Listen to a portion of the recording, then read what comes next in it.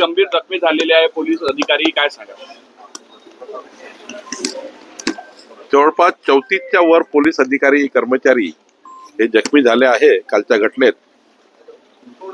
DCP Kadam आणि अजून 2 DCP यांनाही गंभीर म्हणजे जास्त दुखापत आहे. कदम तर थोडक्यात वाचले, कुऱ्हाडीनंच त्यांना मारलेला आहे.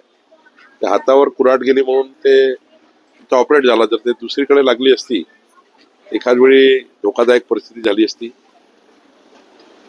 पोलिसांना जास्त मार आहे. एक पेशंट आहे ते आयसीयू मध्ये आहे. 3 पेशंटला जे नागरिक आहे त्यांना डिस्चार्ज झालाय. मला असं वाटतं की पोलिसांना जी गंभीर दुखापत झाली आहे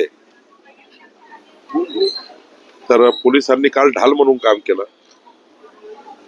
2 समाजात मधात पोलीस असल्यामुळं आणि पोलिसांनी कोम्बिंग ऑपरेशन चांगल्या पद्धतीने केल्यामुळं थोडा पोलिसांना जास्त नुकसान झालं आहे.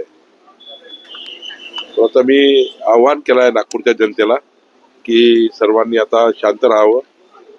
कुणी या ठिकाणी समाजामध्ये तेढ निर्माण करू नये. मगाही सांगितल्याप्रमाणे सोशल मीडियावरही आम्ही लक्ष देऊन आहोत आणि आता तणावपूर्ण शांतता काही ठिकाणी आहे. माननीय पोलीस आयुक्तांनी आणि पोलीस कमिशनर आणि कलेक्टर या सर्वांनी पूर्ण शहरावर लक्ष केंद्रित केलं आहे. शासनाने लक्ष केंद्रित केलं आहे. माननीय मुख्यमंत्री मिनिट टू मिनिट मुख्यमंत्री देवेंद्र फडणवीसजी मिनिट टू मिनिट या घटनेचे आढावा घेतात आहे. आणि आता आपण सर्वांना माझी विनंती आहे पत्रकार महोदयांनाही की सर्वांना, सर्व समाज, सर्व धर्माचे लोक, सर्व पॉलिटिकल लोक, सर्व NGO, सर्व संस्था, सर्वांनी नागपूर शहर शांत करण्याकरता नागपूरची सांस्कृतिक आणि सामाजिक विरासत, नागपूरचे संस्कार जपण्याकरता काम करावं. कोणीही समाजाने समोर येऊ नये. ज्या पद्धतीने आम्ही सर्व हिंदू, मुस्लिम, सिख, ईसाई एकत्र काम करतो, नागपूर शहरामध्ये सर्व एकत्रित सण साजरे करतो, पुढच्या काळातही आपण सर्व एकत्रित राहून जे समाजकंटक आहे ते समाजकंटक या पद्धतीने पोलिसांवर अटॅक करतात, हे समाजकंटक शोधून काढले पाहिजे.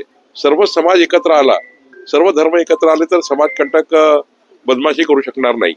आणि म्हणून सर्वांना ढूंढून काढण्याचं काम पोलीस करतीलच, पण समाजाने आणि नागपूरच्या जनतेने पोलिसांना आणि प्रशासनाला सहकार्य केलं पाहिजे अशी विनंती करण्याकरता मी खास करून नागपूरमध्ये आलो आहे.